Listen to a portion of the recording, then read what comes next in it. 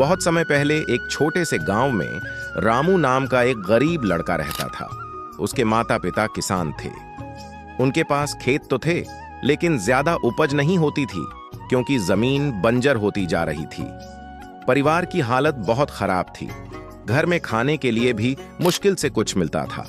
लेकिन रामू बचपन से ही बहुत मेहनती और ईमानदार था। वह जानता था कि अगर जिंदगी में कुछ पाना है तो मेहनत करनी होगी। वह सुबह जल्दी उठता, अपने माता पिता की खेती में मदद करता और फिर स्कूल जाता। संघर्ष की शुरुआत स्कूल से आने के बाद वह जानवरों को चारा देता, खेत की सफाई करता और हर दिन कुछ नया सीखने की कोशिश करता।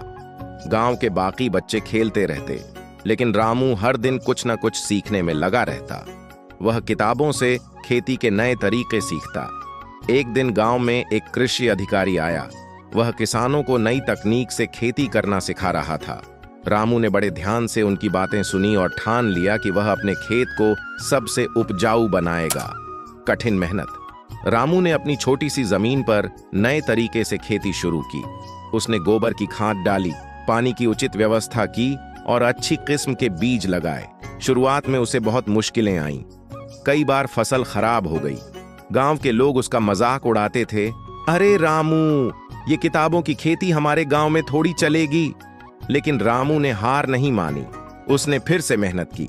दिन रात खेत में काम किया, बारिश में भीगता, धूप में जलता, लेकिन अपने सपनों को नहीं छोड़ा। सफलता की शुरुआत आखिरकार उसकी मेहनत रंग लाई। उस साल रामू के खेत में बहुत अच्छी फसल हुई। जितना अन्न बाकी किसान नहीं उगा सके, उतना रामू के खेत में हुआ। यह देखकर गांव वाले हैरान रह गए। अब वही लोग जो उसका मजाक उड़ाते थे, उससे सलाह लेने आने लगे। जीवन में बदलाव। रामू की ईमानदारी और मेहनत ने उसका जीवन बदल दिया।